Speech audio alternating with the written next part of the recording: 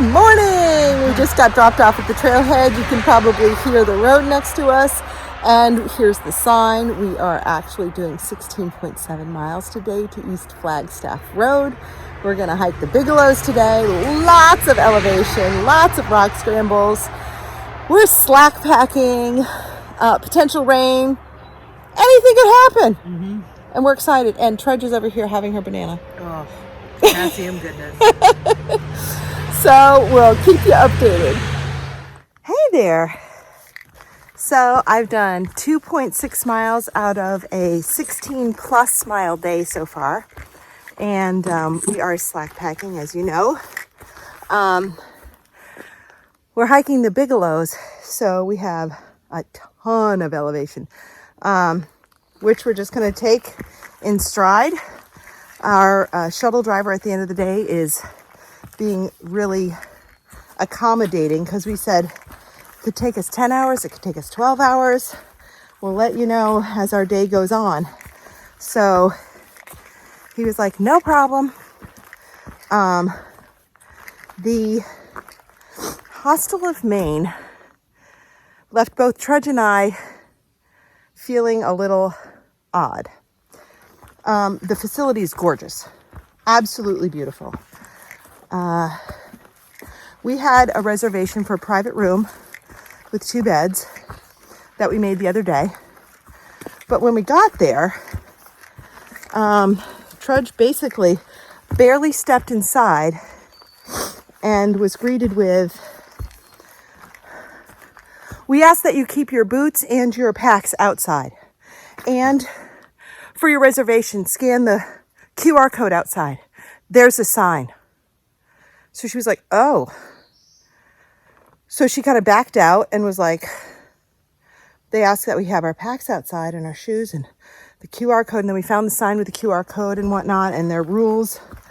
And then we realized the QR code is for hikers who want a bunk in the bunk room. We already have a credit card on file with a private room. So I pop back in without my shoes and my pack and say, we have a reservation for a private room. She goes, oh, I'm not used to that. So right there, it means that through hikers there are second-class citizens. Wrong attitude. So I said, yes. So then she tells us that everyone has to shower before using the common rooms. Okay? I get it. We smell. And then she tells us we have room number 6 upstairs with our own private bathroom. But one of us is going to have to shower in the hostel bathroom, which is the common bathroom for everyone to use, or sit outside and wait. How do you think that went over with me? Fasten your seatbelts. It's going to be a bumpy night. Not well. I said, yeah, okay, great. Got upstairs. I said to Trudge, hell no. No, we're not paying premium prices for a private room with our own bathroom to use the bunkhouse bathroom to shower. I go, we can wait right here. I can see not wanting stinky people down in the common areas, but to tell us we have to use someone else's bathroom? I was like, are you kidding me? So after we showered, got cleaned up, I put on my town dress, I was clean, hair down. Another woman goes very pleasantly, oh, welcome, are you just checking in? I said, no, we have room 6. Oh, I didn't recognize you. Because you thought I was someone who was there to golf or to just enjoy Sugarloaf. The on-off switch with the attitude there, not for me. The facilities, amazing, beautiful. But I will take Harrison's Pierce Pond with sloped floors, no electricity in our cabin, and the wonderful hospitality over this place any day. I'm really disappointed. So there's my rant for today. I don't say that about a lot of places. I'll show you how beautiful it is later, but so not happy. Hey there, when I was climbing, see that sign behind me? Missed it completely and ended up on that blue blaze behind me. Where I should have been going, I'll show you where, up that trail.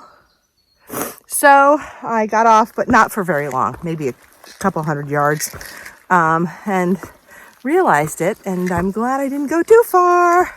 But I'm back on the Appalachian Trail and still going up. I'll let you know how it goes.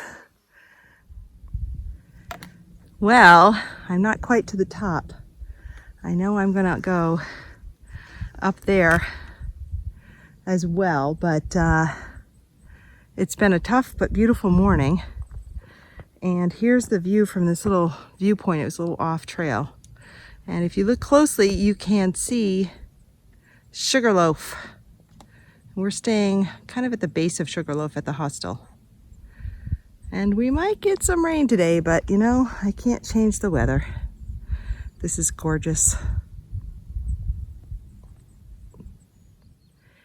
I made it to another viewpoint, and little ponds like this in mountains just amaze me.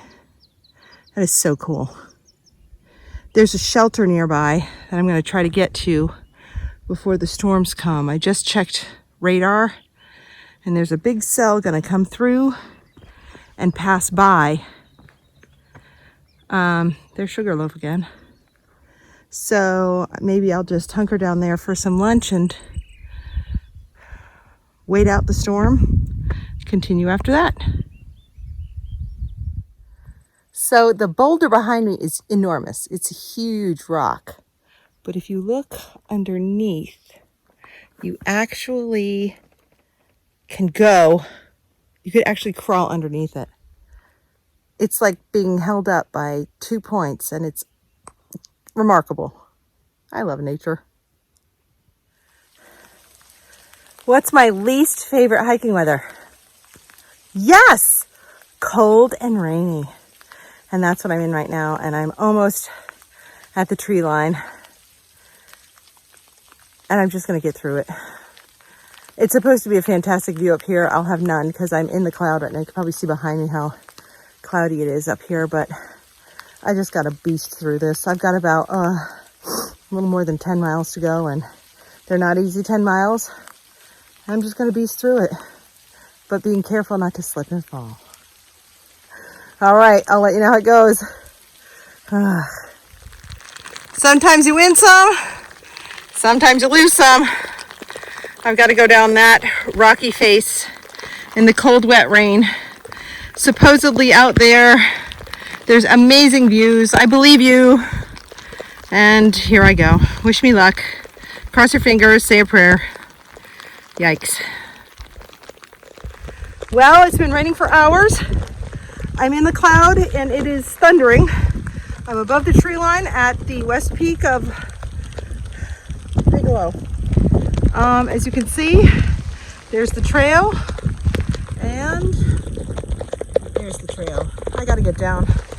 I'm soaking wet, I'm cold, not happy. My phone's gonna break. Bye!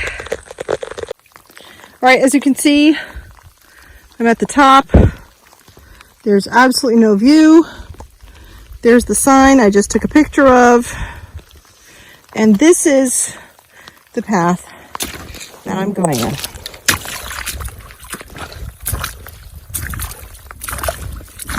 This is so much fun. I'm so glad I'm out here. Yay. Here we go. Oh, because, you know, this is great. Oh, look, a little rock I could see. Oh, okay then. Yep. It's my favorite. All right, well, enough of that nonsense. There's some weird structure here that I thought was cool. And I'm trying to have a good attitude. I'm singing every frickin' song I know, including Oh, What a Beautiful Morning. And the sun will come out tomorrow. If you have any requests, let me know. But I have like 8 over 8 miles to do. And I think this is the last peak of the day. So, look, oh yeah. There's a lot of apparently fragile alpine vegetation. I'm not vegetation, but I'm fragile in the alpine area. This trail is no joke. Getting up was hard, especially with it all being so wet and cold. And now I've got to go down there into the clouds. Oh yeah, good time. Bye. Feels like I've been hiking forever. It's 6 o'clock in the evening. I still have over 4 miles to go. As you can see, there's no views of anything. It did stop raining, but it's cold and damp. And I haven't been in contact with Trudge because I've been stopping to wait, but I get really cold, so then I have to move again. So I'm worried about her. Our car is coming for us at 8 o'clock p.m. Honestly, I'll be surprised if I make it, and I don't know where Trudge is. So it's one of those days that's just one test after the next. My battery's dying, so I gotta go. It's finally clearing up, and here's the view from Little Bigelow.